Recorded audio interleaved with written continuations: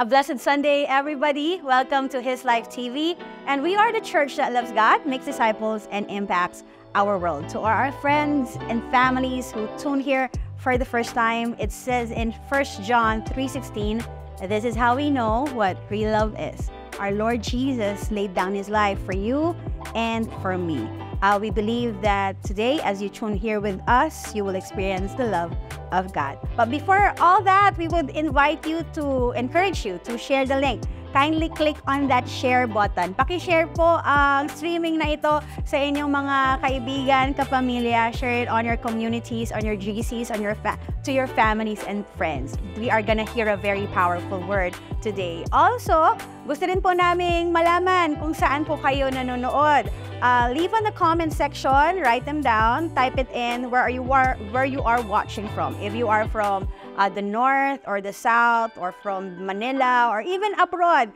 Hello po sa ating mga kababayan from abroad. Lagay niyo po if you're watching from Singapore, Canada, UK, NZ, Australia, or even from the USA. Hello and welcome to our streaming. And if you haven't yet followed our social media accounts, again po, follow His Life City Church on YouTube, Facebook, Instagram, and also on X. And you'll also be reminded of everything that we have been hearing at the Sunday pulpit. So once again, click on those links and follow and subscribe. So you're ready? Are you ready? So ready na po tayo mag-worship? It says in Lamentations chapter 3 verses 22 and 23, The faithful love of the Lord never ends. His mercies never cease. Great is His faithfulness. His mercies begin afresh each morning. Patapos na po ang tag-init, padating na po ang tag-ulan. Pabago-bago man po ang panahon, hindi po nagbabago ang katapatan ng Diyos. Lagi po niyang binubuhos ang kanyang habag at ang kanyang biyaya sa bawat isa po sa atin. Tayo pong lahat ay yumuko at manalangin. Jesus, tinataas po namin ang inyong pangalan sa bawat lugar, sa bawat bahay, sa bawat pamilya na kasama po namin ngayon na manonood po sa streaming na ito. God, we ask for your Holy Spirit to fill them, to just overflow in them. I pray for your healing upon them, your peace upon them, your power upon them. Lord, we believe that, Lord, we're going to hear a powerful word today. And I pray, Lord, that every word that would be here, it would be rooted in our hearts. And it would bring glory to your name alone. Jesus Christ, we love you. To you all glory, all praise. In your name we pray. Amen and amen. Let's worship the Lord.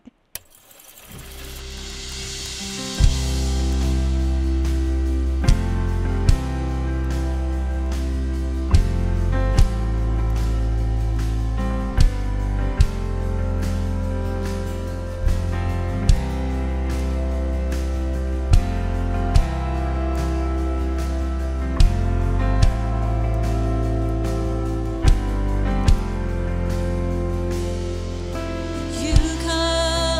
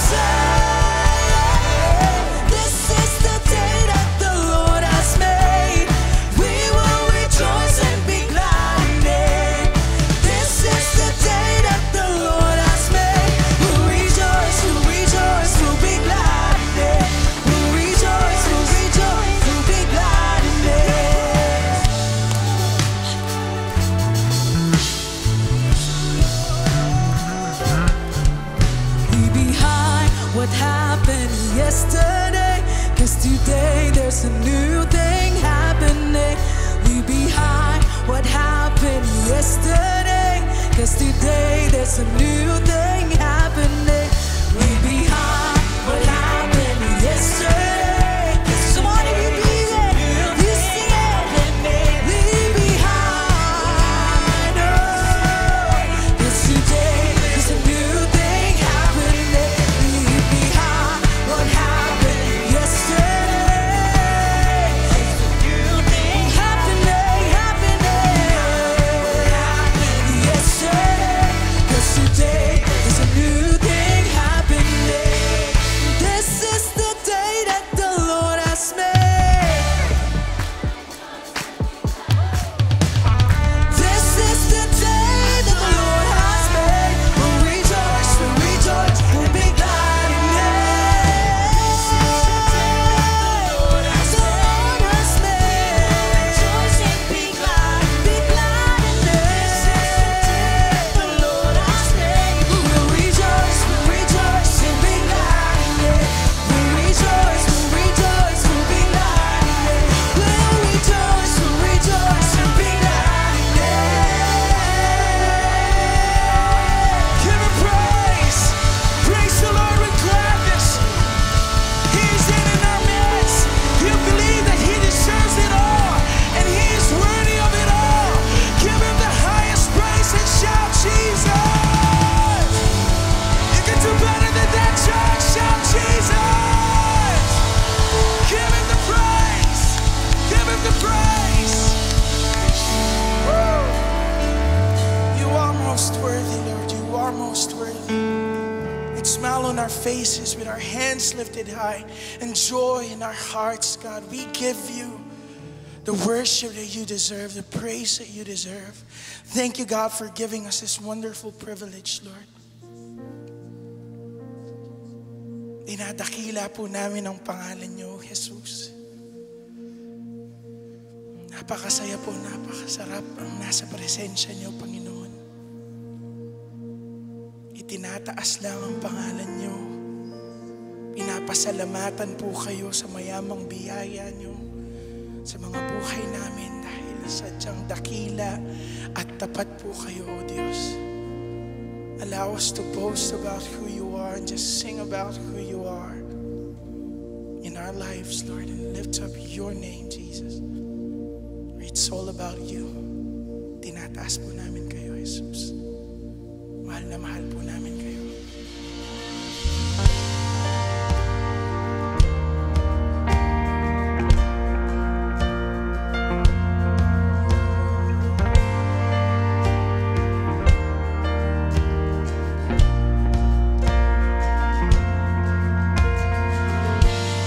Diyos noon pa man, pangako mo tipan, dakila at tapat. Pinatunayan mo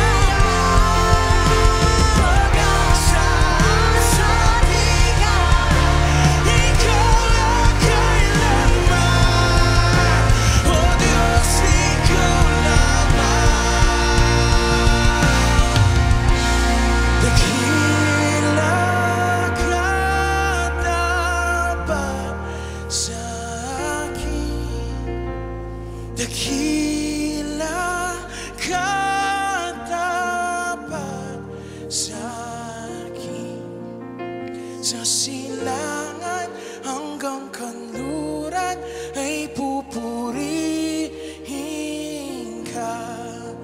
Sa silangan hanggang kanluran ay pupurihin ka.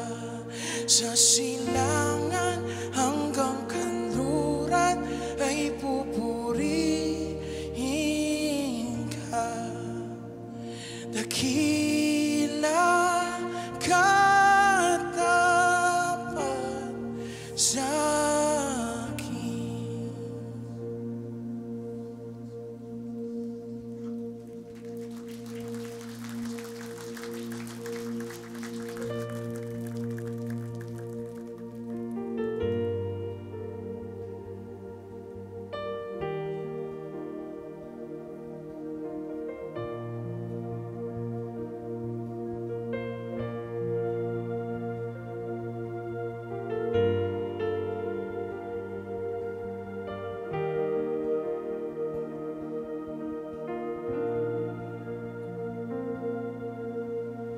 Habang hindi karapat-dapat, pagkukulan ng habag at wagas mong pagsinta. Habang walang kakayanang masuklian ka ng mabuti sa lahat mong ginawa. Habang hindi karapat-dapat, pagkukulan ng habag at wagas mong pagsinta. Habang walang kakayanang masuklian ka ng mabuti sa lahat mong ginawa. Niyakap mo ako sa aking karumihan, inibig mo ako nang di kayang tumbasan.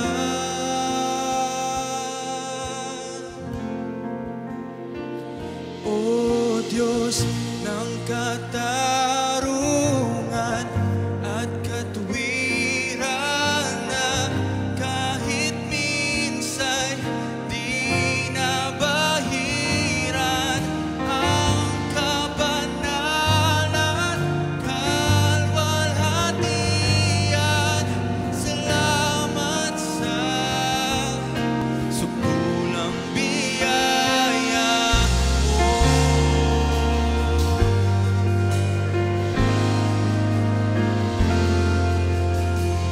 Ang walang salang manunubos at tumago ng parusang nararapat sa akin. Anong habag sa tulad ko'y gawad ang iyong katwiran, at ako'y patawarin.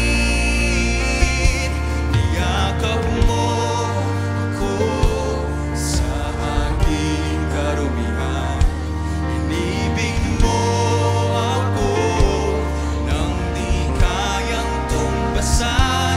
Niyakap mo ako sa aking karumihan, inibig mo ako nang di kayang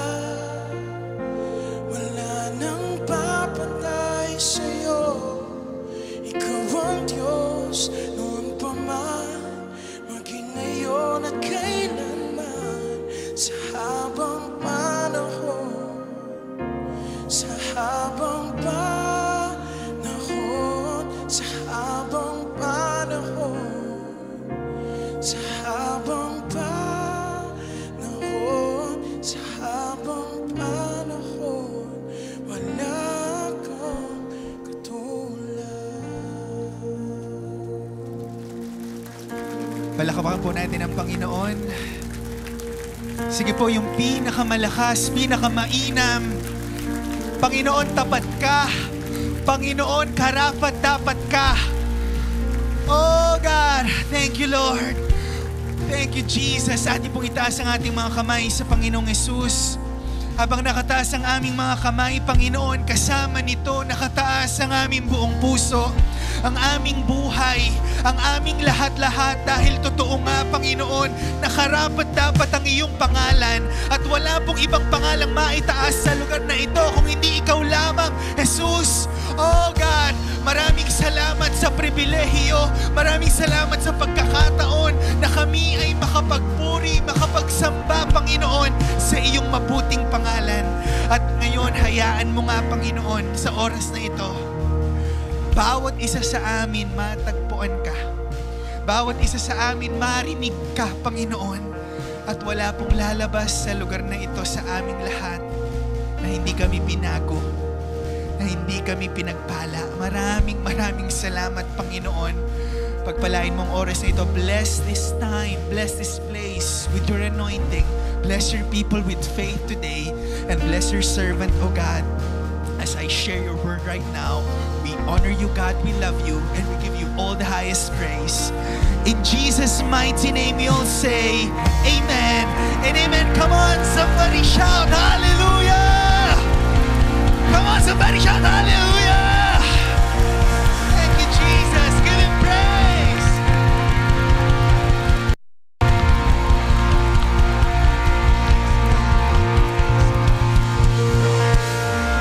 Amen. Praise God. Sino po yung na-bless ngayong umagang ito? Magsabi naman ng malakas na Amen. Praise God. Praise God. A wonderful Sunday morning to everybody. But before we take our seats at this moment, let's just take time to honor the word right now. If you have your Bibles with you, let's open it up. In the book of Mark, chapter 10, verse 42 onwards, I'm gonna read from the New King James today. Sabi po ng Bible, but Jesus called them to himself and said to them, you know that those who are considered rulers over the Gentiles lord it over them, and their great ones exercise authority over them. Verse 43, and then Jesus said, yet it shall not be so among you. Listen to this, church. The word says, whoever desires to become great among you shall be your servant. And whoever of you desires to be first shall be slave of all. For even the Son of Man did not come to be served, but to serve, and to give his life as a ransom for many. Come on, let's just honor the word of God today. Give God a big clap offering. Thank you, Jesus. Thank you, Lord. Praise God. Welcome po sa ating His Life Sunday Worship Celebration. At bago ka naman maupo, pwede bang pakitignan mo yung iyong katabi, left and right, with a smile on your face. Tell that person, maganda ka pa sa umaga. Ang gwapo-gwapo mo naman today. Praise God. Tayo po lahat ay maaari ng maupo. Praise God. Thank you, Jesus. Amen. Amen. How many of you are excited for the Word of God today? Say aloud, Amen. Thank you. Alam ko po, medyo malamig po sa labas, pero sino pong excited, mag-iinit pong ating mga puso sa Panginoon ngayong umaga? Amen. Thank you, Lord. I want to introduce myself muna po. My name is Pastor Jello, and I am the pastor po sa His Life Metro sa Quezon City. And praise God po, no? And the reason why I say that is ang dami pong new faces ngayon lang po nakabalik dito. So God is really good. We are one big His Life family. So in behalf po ng church po sa Metro Manila, we send our greetings to all of you today.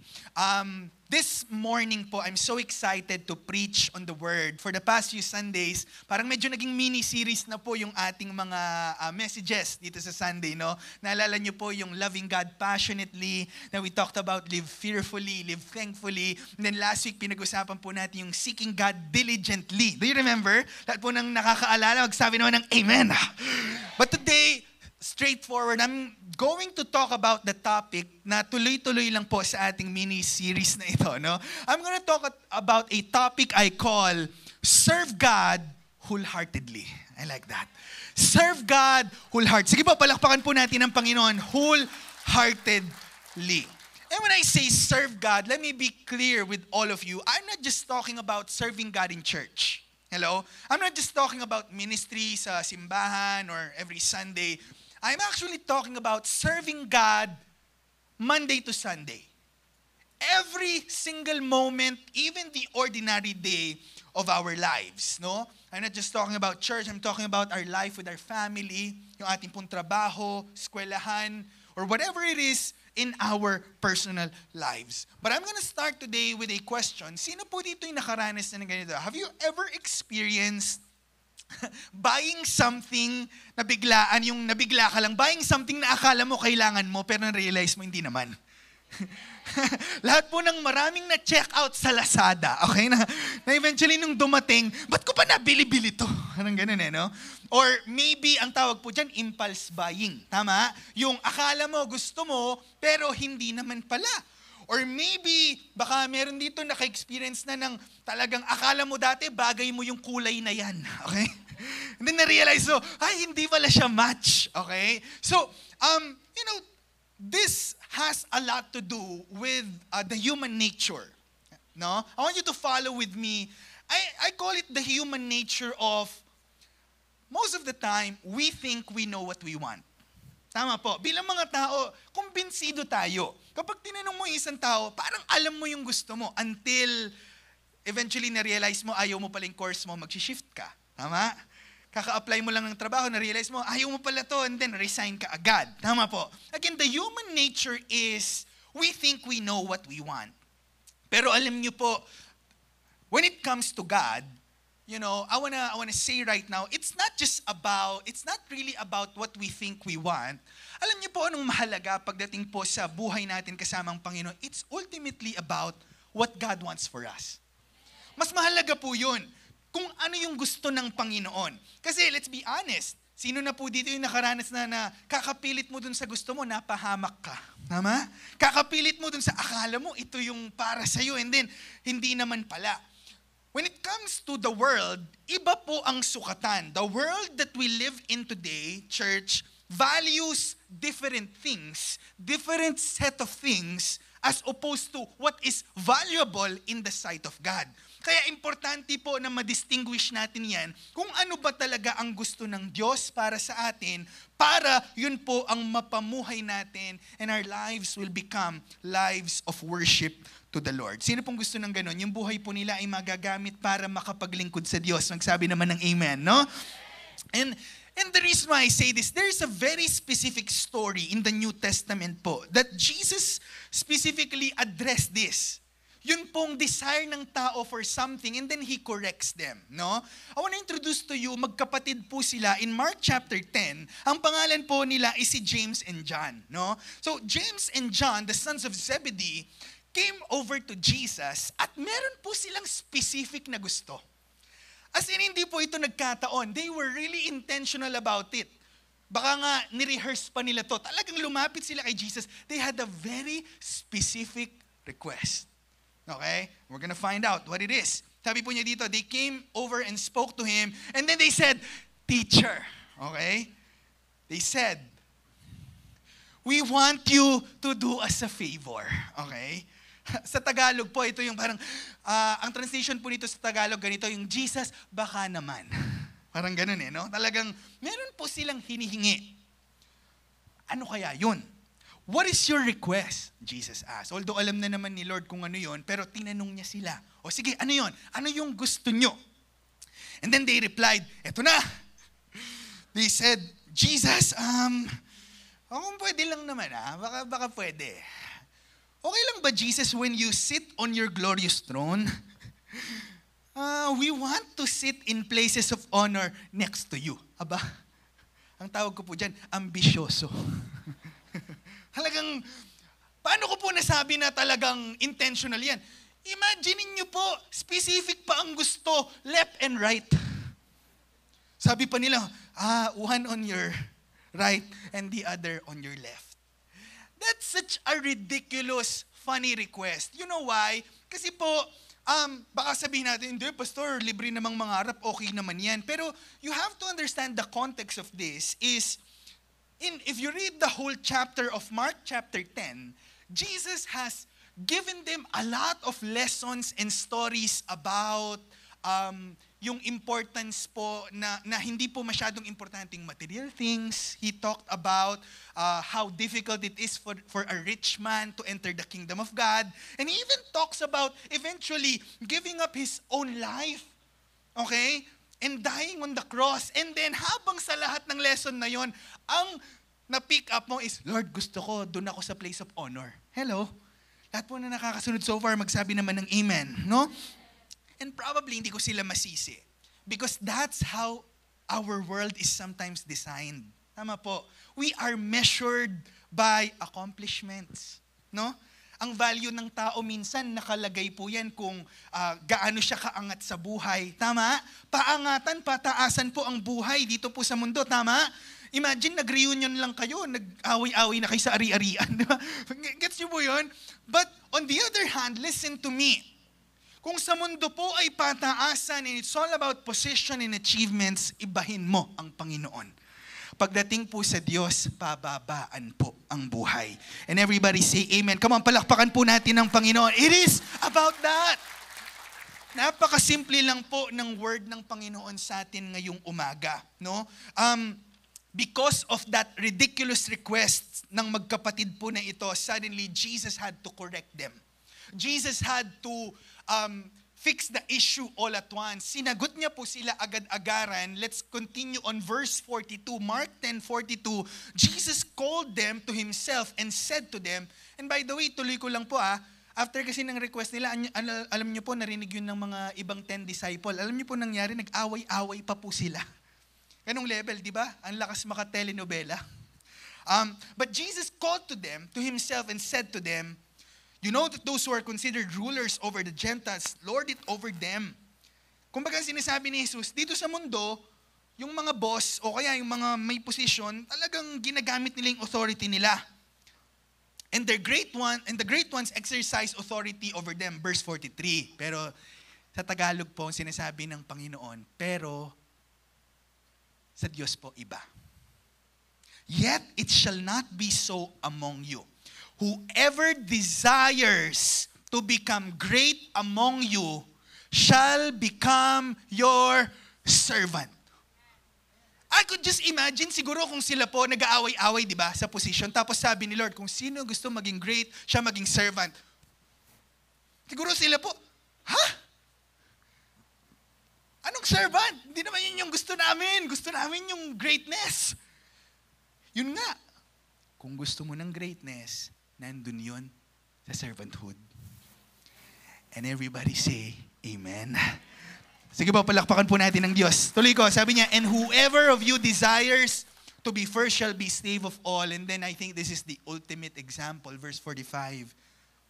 And then Jesus really pushes it down and says, but for even the Son of Man did not come to be served, but to serve and to give His life as a ransom for many.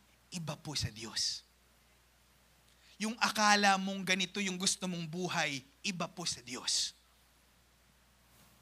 Kaya we need to reevaluate this morning. What am I chasing in life? Ano yung hinahabol ko sa buhay ko? Wala naman pong masama na mabless ka. Pero ang tanong, yun ba ang kabuuan? Yun lang ba ang kabuuan ng gusto ng Lord sa ating buhay? You know what Jesus told them was almost like a paradox. Hindi po nila inasahan na kabaligtaran pala. Tama po? It was not expected. And napansin po natin sa atin na matagal na po, no? And then you realize when you read the Bible, there are a lot of instances like this when it comes to Jesus where He changes the normal. Tama? He changes yung nakasanayan ng mga tao. Like for example, hindi po ba totoo na kapag sa mundo nag-surrender ka, talo ka? Tama? Pero sa Panginoon po, pag nag-surrender ka, yun yung pinaka-the best na gagawin mo sa buhay mo. Tama po? Come on, give Him a big hand of praise. How about this? When it comes to giving, sa mundo po, kapag nagbigay ka, nawawalan ka. Pero pagdating po sa Panginoon, whenever you give, the Bible even says you receive. Amen? How about this? Sa mundo po, when you humble yourself, parang kawawa ka. Parang tatapak-tapakan ka, pero hindi po. Sa Panginoon, when you humble yourself, the Lord will lift you up. Amen? So that is how, sige po, palakpakan po natin ng Diyos. I don't wanna stop you from praising God. Iba po ang measurement when it comes to God. Specifically in this area, sa story na pinag-usapan natin kanina, how about in terms of greatness? When it comes to greatness, sabi ng Panginoong Hesus, it's about who wants to become a servant. Pataasan ng mundo, pero sa Panginoon at sa buhay pong Kristiyano, pababaan po ito ng loob. So it is clear, whether it is in your personal relationship with God, whether it's in your family life, whether probably sa trabaho mo, business mo, pag-aaral mo, or even in your ministry on a Sunday or sa church, isa lang po ang tinutumbok ng mensahe natin ngayong umaga. All of us, kasama po tayo dito, there is a call for all of us to serve God. Kung tayo po'y pinagpala ng Diyos, sigurado po ako, it's almost automatic, meron pong panawagan na ang buhay natin ay maglingkod sa Panginoon. Now, again, lilinawin ko. I'm not talking about just serving God in church kasi hindi naman po pwedeng pare-pareho tayo lahat ng pagsiserve sa Panginoon. Tama ba? Imagine niyo po, gusto niyo po ba lahat tayo pastor?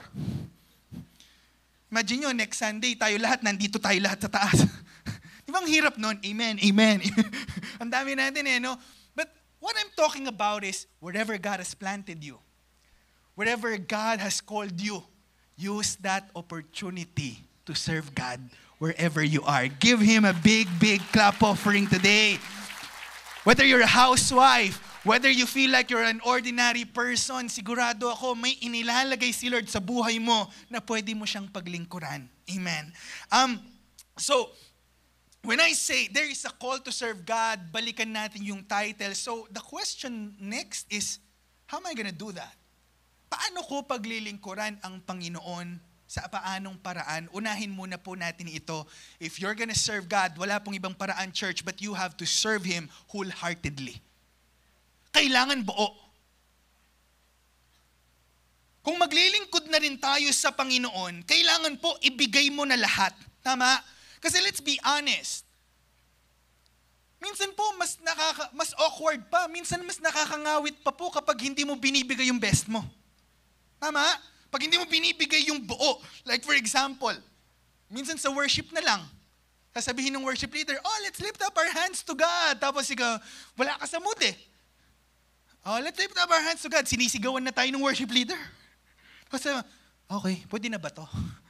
Tama? Pero alam niyo po, mas nakakangawit pa yun, mas masarap pa yung pag nag-worship kay Lord, bigay mo na lahat. Tama po? Like for example, pag pumalakpak ka, sasabihin nyo, palakpakan natin si Lord. Okay. Di pa ba tapos? Oras na. Pero alam niyo po, mas masarap po yung pag pumalakpak ka kay Lord, bibigay mo lahat yung the best mo. Amen? Come on! Ngayong maglilingkod ka na lang din sa Diyos at anything na patungkol sa Diyos, kailangan, bibigay mo na yung best. Bibigay mo na yung best mo sa Panginoon. Psalm 86:11, teach me your way, Lord, that I may rely on your faithfulness. Pag sinabing wholehearted, almost, ito po yung example po dyan eh. Give me an undivided heart. Yan po yung picture ng wholehearted. Ibig sabihin yung puso mo buong-buo. Okay? Sa Panginoon. Tingnan mo ngayon katabi mo ngayon. Come on, tingnan mo siya sa mata. Mukha bang buo ang puso niya today? Ha? Hindi, pastor, mukhang gutom yung puso niya. Kasi kayo po yung mga taga-11 di ba? Malapit sa lunch. Pero dapat nga, nag-breakfast na kayo. Thank you, Lord. Amen.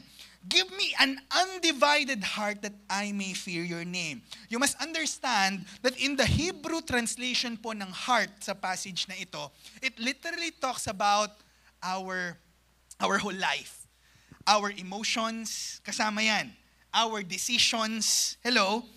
It signifies our thoughts. Kasama po lahat yan. And the idea is, pag wholehearted, ibig sabihin, surrendered lahat ng yon kasama. Tama po ba? Na walang kahati at wala pong ibang, kumbaga, sabi nga dun sa word, it's undivided. Okay? So, tanong lang po, survey lang. Ngayong taon na ito, especially, sino pong excited? Itong taon na ito, ito yung taon na sobrang mabibless si Lord sa buhay mo. Amen? Grabe, palakpakan po natin ng Diyos. Come on, come on. Give God praise. Thank you, Lord. Ibig sabihin, nag-grow ka. Ibig sabihin, nagmamatured ka. Alright? So, let me give you a few suggestions this morning. No? Kumbaga, ngayon, nakumbinsido ka na, sige, Pastor, I believe that there is a call to serve.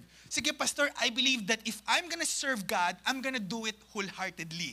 So, ano yung picture ng wholehearted na paglilingkod sa Diyos? Okay? Let me give you a picture of that in 3 things. Una po siguro is this. When you say wholehearted serving in the Lord, you must serve God unang-una po with humility. Totoo po. Oh, sige, check natin. Sino po dito lahat ng humble magsabing amen? Oh, talagang meron. Okay? Hindi ko po kayo i-judge kasi hindi ko kayo nakikita eh. Okay? Hindi, bibigyan ko po kayong another chance. Okay? Kasi ano po ito, classic na panghuli sa mga Kristiyano. Okay. Sino po dito yung naniniwalang humble sila? Magsabing amen. Meron pa rin talaga. Okay. Ang tawag ko na po dyan, fighting spirit. Talagang hanggang huli talagang. Amen. But you get my point. Kidding aside, church, what am I saying? Ito lang po yung sinasabi ko. You know, if we're gonna start serving God, napakahirap pong maglingkod sa Panginoon kung walang humility. Totoo po. Kasi po, ang human nature po, malakas po ang ego nating lahat. Tama.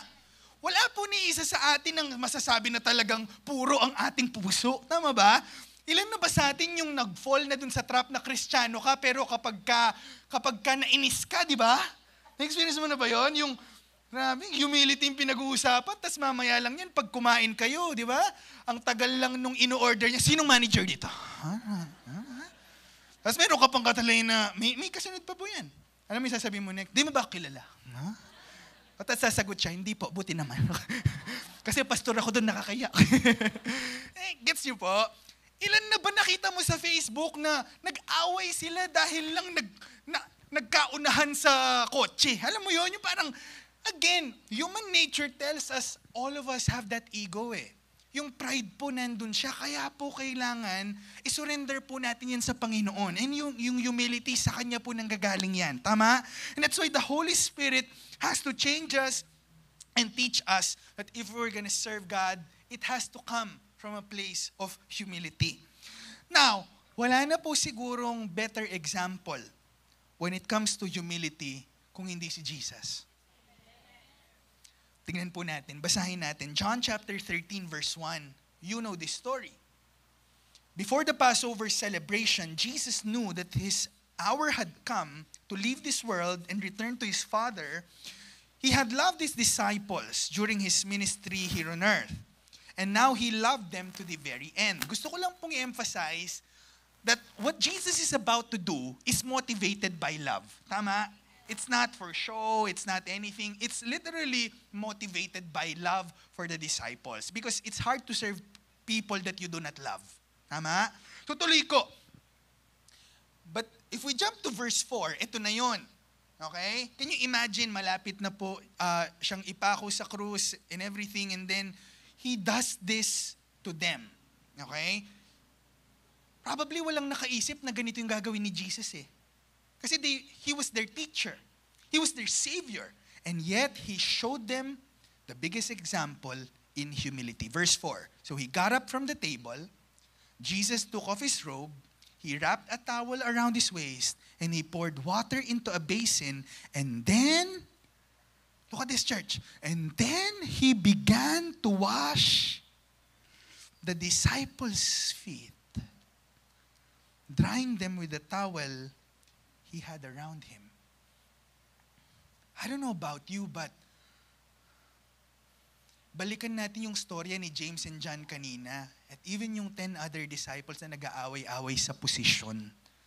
While all of these people were fighting for a position, Jesus was so busy stooping down and serving them.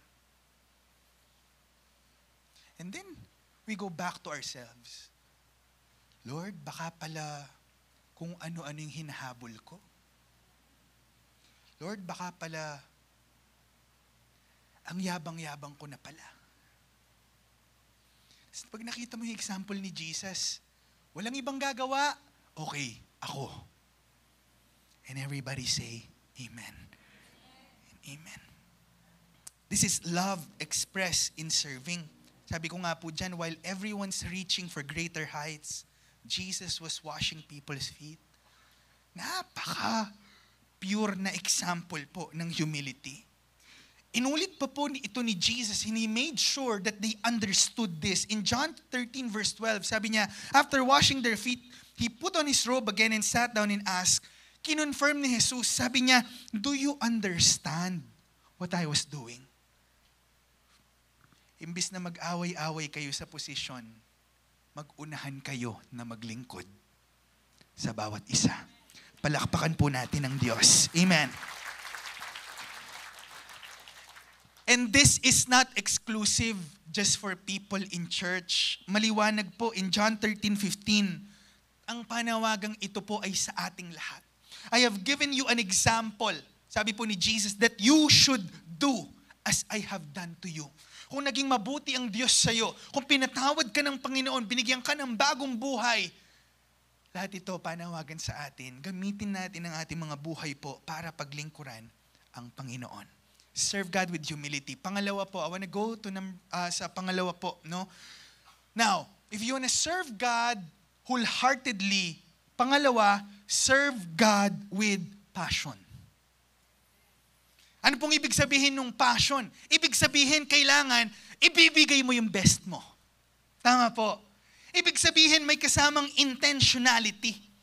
Ibig sabihin, it's not just because you were just, alam mo yun, yung parang out of convenience. O kaya parang, okay, wala naman ako bang gagawin. Sige, honor kita, Lord. No.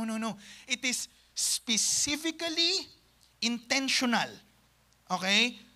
Pag sinabi kong serve God with passion, talagang binibigay mo yung effort mo. Right? I want to make it clear na kapag pinaglilingkuran po natin ang Diyos, hindi naman natin siya binabayaran. Tama po. We're not paying for our salvation. Hindi po ganun yun. But it is a response of the overflowing grace of God. You cannot help it but just to give your life back to Him. Amen.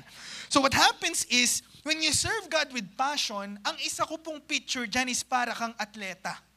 Naalala niyo po in the New Testament, the Apostle Paul, when he wanted to explain a spiritual truth about the race, okay, that we are called in life, ang ginamit po na example is isang atleta. In 1 Corinthians 9:24, sabi po ni Apostle Paul, do you not know that in a race, all the runners run, but only one receives the prize? Sabi niya. So, sabi po ni Paul dito, so, kung tatakbo ka na lang din, so run that you may obtain it. Hello? Almost like, if you're an athlete, ibig sabihin, nagtitrain ka, nagpe-prepare ka, binibigyan mo ng oras, ng attention, ng resources. So, kung gagawin mo na lang yun, kailangan ilabas mo yung passion mo. Kailangan ibigay mo lahat-lahat. And now, in the context of honoring God and serving God, yun po yung sinasabi ko kanina na kailangan po ibibigay natin yung lahat-lahat. Tuloy ko po yung verse. Sabi po niya, so I do not run aimlessly. I do not box as one beating the air. But what? I discipline my body and keep it under control, lest after preaching to others, I myself should be disqualified. Yung word po na ginamit dito is the word discipline. At alam ko, pag naririnig natin yung word na discipline, minsan parang negative agad yung naiisip natin. But you know what? Discipline is a beautiful word. Alam mo kung bakit? Because it points to what's important to you. Kasi kung isang bagay importante sa'yo, didisiplinahin mo yung sarili mo. Para po dyan. Amen. Big sabihin, like kayo po, maulan ngayon. Tama? Tama po? Maulan ngayon. Pero, grabe yung disiplina mo. Sabi kanina nung kama mo, stay. Pero grabe yung pag-train mo sa paglilingkod mo sa Panginoon. No, sabi mo, I will go. I will worship God today. Amen. Palakpakan po natin ng Panginoon. No, really. Yung ikaw lang, yung just showing up today, that says a lot. Kasi pwede naman, right? Ay, may online naman. Hindi, okay lang po. Mga online, okay lang po tayo. Ang sinasabi ko lang is, you have to understand, na, ngayon kung decided ka na, sige, I want to serve God with my life, kasama po dyan may effort. Hindi po siya basta-basta lang, it's not just a cute concept. Hello? Hindi lang siya, I want to serve you, Lord. Tapos kapag nandyan na, kapag sinabi ng, mag-life group tayo ha, I want to serve you, Lord, except the life group. Hindi po pwedeng ganun no? So, importante na meron pong kasamang effort ito. Ephesians 6:7, alam ko naman, minsan, mas madali lang itong pag-usapan kaysa gawin. Tama? Real talk tayo, right? Minsan po, okay itong pag-usapan, pero kapag nandyan na sa harapan mo, mahirap siya. Tama po. Lalong-lalo na kapag minsan, kapag hindi mo nakikita yung resulta. Tama? Lalo na kapag minsan, pag wala nakaka-appreciate sa'yo. Tama po ba? No? Ang hirap po kaya nun. Serve ka ng serve, tapos walang nakaka-appreciate sa'yo. For example, mag-asawa kayo. Tapos bigla sinipag ka today. Sabi mo, ay maglilinis ako today. Ha? Diba? Proud na proud ka. Talagang maglilinis ka today. Naglinis ka. Talagang binigay mo yung best mo. Tapos pag uwi ng asawa mo, tapos, may napansin ka ba? Sabi niya, wala. Ayoko na! Hindi ka na maglilinis ulit. Alam mo kung bakit? Yung motivation mo for doing that, it did not meet your expectation. Tama po? Ang tawag doon, na-disappoint ka. Ganun po ang nangyayari kapag ang servanthood natin papunta sa tao. Minsan, madi-disappoint ka. Kasi hindi naman lahat ng pagkakataon ma-appreciate ka, right? Gusto mo ba lahat ng gagawin mo, Instagram? Tama? Imaginein mo, tumawid ka lang sa green light, ipopost ka sa Instagram. Hindi mo pwedeng ganun no? Ibig ko lang sabihin, okay, kailangan pag naglilingkod ka with passion, ang mindset mo, pinaglilingkuran mo ang Diyos. Kasi kapag ganun ang puso mo, whether may nakakita sa'yo or wala, may naka-appreciate sa'yo or hindi, may resulta na ba or wala pa, pareho lang. Maglilingkod at maglilingkod ka pa rin sa Panginoon. Come on, give God a big hand of praise. Ephesians 6:7.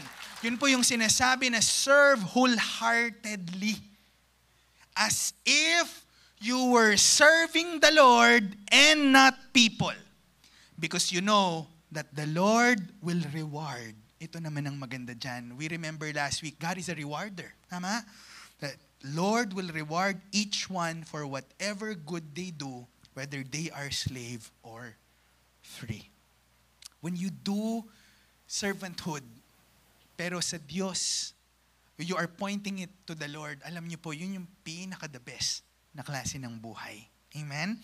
I remember before, when we started planting the church sa Metro Manila po, that was a few years ago, obviously, kung tatanungin niyo po kung kumusta nung umpisa, obviously po mahirap. Tama, can you just imagine? Lalong-lalo na po ako, syempre, sanay po ako dito sa church natin. Sino po nabibless sa church? Tayo lahat, right? Sanay po ako dito sa His Life Pampanga, sa main, no? Talagang, kumbaga, dito na po ako lumaki, ganung level, no? And then, God calls me to plant a new church dun sa malayong lugar. And I had kumbaga, there were no much resources available. So, can you just imagine, mahirap pong mag-umpisa ng wala. Tama? Lalong-lalo na, syempre dito, sanay ako na meron.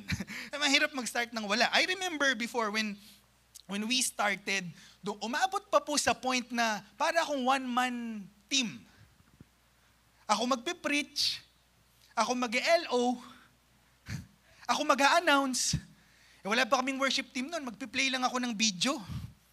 Alam niyo yung mga video na How Great Is Our God? Ganun Tapos may magpa-play pa na, are you having a good time? Na-joke lang po. So, literally, ganun po yung ginagawa ko. Talagang, And by the way, pati doon sa video, ako pa pong magpe-play. Akala mo may nag-play? Ako din. Okay? So what's my point? My point is this. It was a really difficult time when we were starting. Kaya nga po, syempre, sabi ko nga, and I serve God passionately. Talagang binibigay ko yung best ko, ganyan, and everything. Talagang biyahe ako, ganyan. And then I remember one time, we were praying for a big event. Sabi ko, Lord, ito na yung breakthrough namin. Grabe, talagang, siguro naman matagal na ako nagpa-plant ng seed. Sabi ko, talagang nag-invite kami, nag-release kami ng tickets. Talagang excited ako. Di ba? Sabi ko, siguro makita ko na yung parang sa His Life Pampanga. Sabi ko ganyan. And then, what happened was, nung araw na po ng event, excited ako talaga. Alam niyo po ilan yung dumating? Tanong niyo po ilan? Hindi po, pag di niyo tinanong, next week ko na po ito sasabihin. Diba? Tanong niyo po ilan? 12. Oy, tiyo, nagtatawa na niyo. Pero alam niyo, kahit 12 lang yun. By the way, kasama na ako doon. Pero alam niyo po, kahit 12 lang yun, binigay ko yung best ko. Hindi, totoo po. As in, alam mo, pag nagpe-preach ako, umabot na ako doon sa point, wala na akong pakalam, kahit dalawa lang kayo, kahit one-on-one tayo. Amen! Sabihin mo sa katabi mo, pero ako rin yun.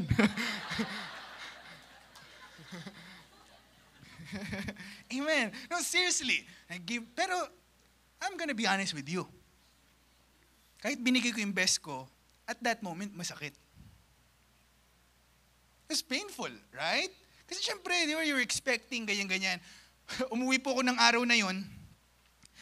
Bumalik akong Pampanga, tapos tumambay ako doon sa NLEX. Alam niyo po yung mga, sa tabi-tabi lang ng NLEX. Huwag niyo na pong alamin ko saan.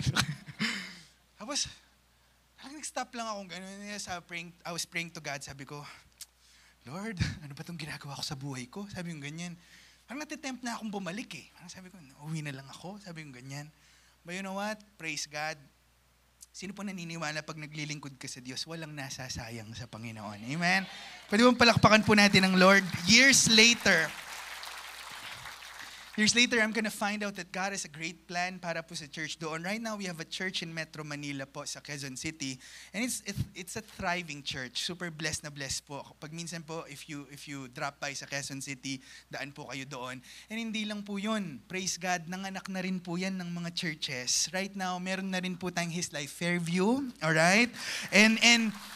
And praise report ko lang po sa atin because we're one big His Life family. By July, we're also opening up the third one. It's gonna be His Life BGC naman po. So, we are excited. Ipanalangin po natin yan. And all of it is an encouragement to all of us. Kapag may pinapagawa ang Lord sa'yo, tuloy-tuloy ka lang.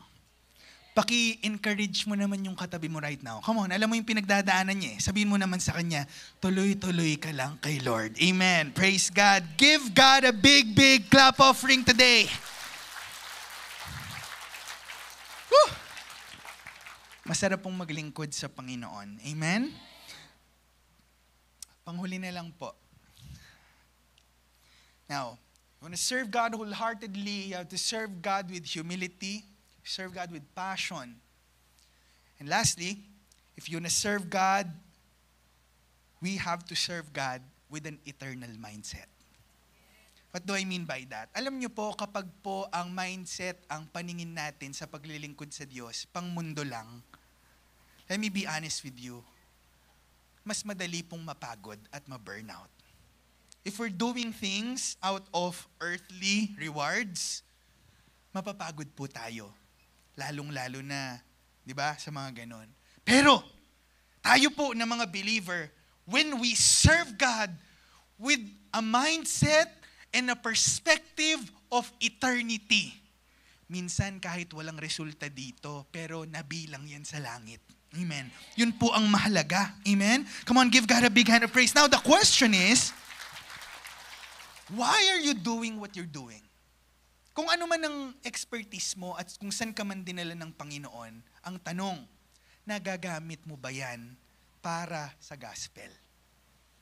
Nagagamit mo ba yan para sa kingdom of God? Ano po ba talaga ang importante? Di ba? Lagi naman nating naririnig yan eh. Hindi naman natin dadalhin to pag umuwi na tayo sa langit, ganyan. And we all know that. But let's be honest. But sometimes, we forget it. Minsan kailangan po nating ma-remind na, wait lang, ano ba ang mas mahalaga para sa akin? I remember, when I started full-time ministry a few years ago, isa po sa mga stories na talagang na-bless ako, na-encourage ako, and hanggang ngayon dala-dala ko po siya. When I decided to leave my work during that time and then mag-focus po ako sa pagpapastor. And during that time, at the back of my head, talagang parang kinakabahan ako eh. Lord, ano mangyayari? Sabi yung ganyan. And then I heard this story from one pastor. And I want to share it to you. Meron pong isang pastor, tapos may pastor na lalaki, tapos yung asawa po niya, yung pastor's wife, came from a very wealthy family. Galing po siya sa mayamang pamilya. Okay? Hindi lang po basta may kaya, literally magarbo po yung kanyang buhay. Tama? So sanay po yung wife dun sa ganung klase ng lifestyle.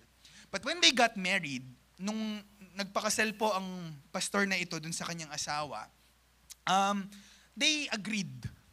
Nag-agree po sila that they're gonna live within the means of the guy, of the pastor. Okay? So mabubuhay sila ng simple lang, dun lang sa parang lifestyle nung pastor. So that's a common agreement. Hindi naman po sila nag-struggle doon. So in short, they lived a very, very simple life. Meron naman po silang sasakyan, pero yung sasakyan po nila, it's something na luma na for them. Hindi naman modelo, parang gano'n. So, but it functions well. It gets the job done. So it's okay. May bahay po sila, hindi naman ganong kalakihan, but it's a house. Tama? And it's okay. And they're okay. No? But one time po, what happened interestingly was, nagkaroon po ng parang high school or college reunion, yung side po ng babae. Tama? Nag-reunion po sila, tapos nakaupo sila dun sa isang table. And while they were on that table po, nagkukwentuhan, medyo itong couple po natin na ito, medyo na-awkward sila ng konti kasi hindi sila makasabay dun sa kwentuhan. Kasi during yung kwentuhan po ng mga batchmates po nila, grabe! Social yung mga pinag-uusapan talaga nila. No? Like for Inglesero pa. Okay? Sabi po nila, oh, so where are you going next week? Mga ganun. We're gonna have a 1-month trip to Europe. Mga ganun. Di ba? Ang ganda. Sinong gusto ng ganun, di ba? Okay naman yun. O kaya, tapos sabi, how about you? Sabi yung ganyan. Oh, no, me, I'm going to the States next week. Grabe, talagang okay. No?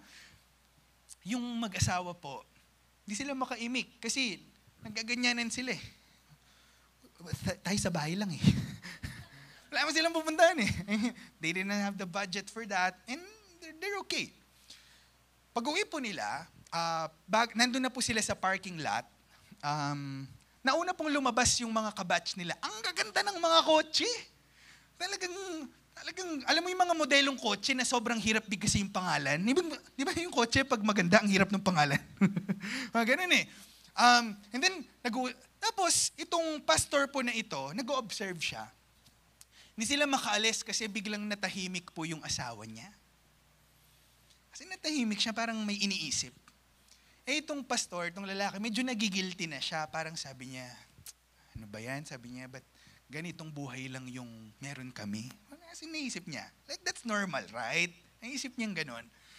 Tapos, nagre-ready na siyang mag-apologize. Gumagawa na siya ng script niya eh. Parang sabi niya, sige, papasorry ako. Okay. Alam niyo po, bago pa siya makapag-sorry, bigla po nagsalita yung asawa niya. You know what the wife said? Bigla sabi niya, Uy, Han, pero okay lang kahit sa bahay lang tayo, no? Wala naman tayong trip to Europe. Pero sabi niya, pero naalala mo ba? Yung na-win natin last week, grabe, alam mo ba ngayon, nagla-life group na siya, tapos nadi-disciple na siya. Ang galing talaga ni Lord, no? God is really good, sabi niya ganun. Tapos, alam mo ba yung pinag-pray natin last week na may sakit? Pinagaling na siya fully ni Lord ngayon. Grabe, talagang, alam mo, napakabuti ni Lord sa buhay natin. Sabi po nung babae. Wow! Napaiyak na lang po yung pastor because later on, he realized na pareho lang naman pala sila ng wife niya. What's important to them was the gospel being preached. People's life lives being saved, at lahat ng kung ano man meron po na additional, bonus na lang po yun. Come on, palakpakan po natin ang Panginoon.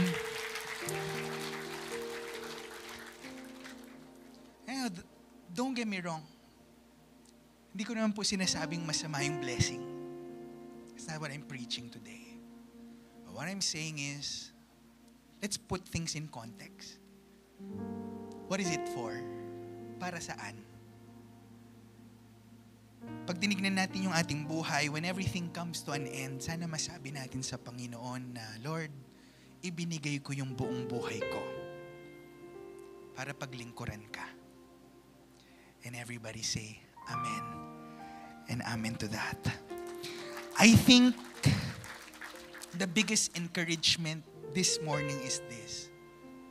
Kaya nating magpatuloy na maglingkod sa Diyos kahit mahirap because tinuruan tayo ni Jesus kung paano magpatuloy. Do you remember Him while He was here on earth? Hindi po siguro madali, no? Imagine, ibibigay niya yung buhay niya. He will die on the cross for the salvation of you and me.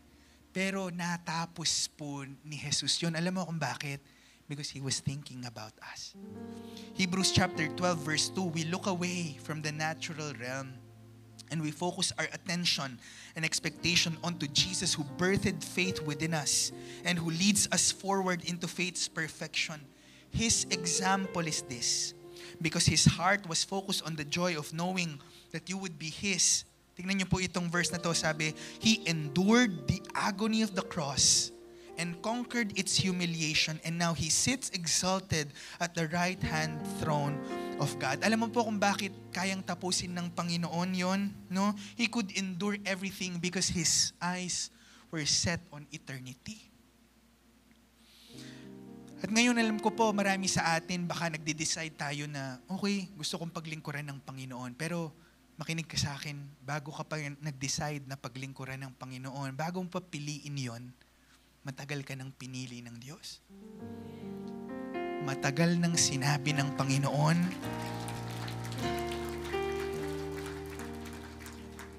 kaya kung paglilingkuran man po natin ng Panginoon, you know what?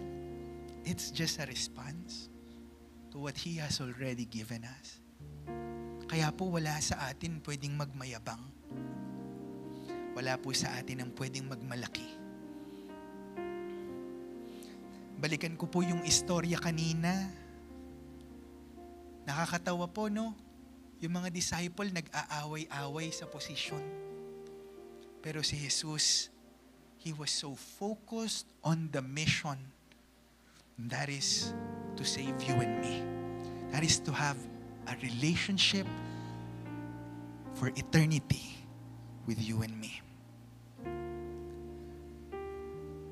Ito po pala yung tunay na ibig sabihin ng Mark 10:45. For even the Son of Man did not come to be served, but to serve. Madalas po, yan po na-focus natin yung first line, no? Pero yung servanthood pala dito, yung konteksto niya, tignan niyo po yung last line. And to give His life as a ransom for many. The word ransom here came from the Greek word lutron, which means the price paid to redeem a slave. Sa mindset po siguro ng mga disciples during that time, isi-save sila from the Roman Empire. Pero yung ransom po, yung salvation na pinag-uusapan dito is something that you and I could relate with. It is saving us from our previous life of sin. Sino po nagpapasalamat na pinatawad tayo ng Panginoon? Amen? Sino po nagpapasalamat binigyan tayo ng bagong buhay ng Diyos? Give Him a big, big clap offering today. Thank you, Lord. And I think with that on our hearts, it's not too much to ask. Paglingkuran po natin ng Diyos sa ating mga buhay. Tayo po lahat ay tumayo. Let's all stand. Thank you, Lord. Tayo po lahat ay yumuko, sumandali. Now, the decision is up to us. Ipinakita na po ng Panginoong Hesus ang sa Kanya. Ngayon, ikaw na ang magdidesisyon. What is important to you? What do you want in life? What are you gonna do with this life that God has given you today? Ang panalangin ko po, masabi mo, I want to serve God wholeheartedly. At kung ikaw yan, kung saan mang paraan sa iyong buhay gusto mong i-honor at paglingkuran ng Diyos, maaari po natin itaas ang ating mga kamay sa Panginoon na ating siyang sambahin at awitan ngayong oras na ito.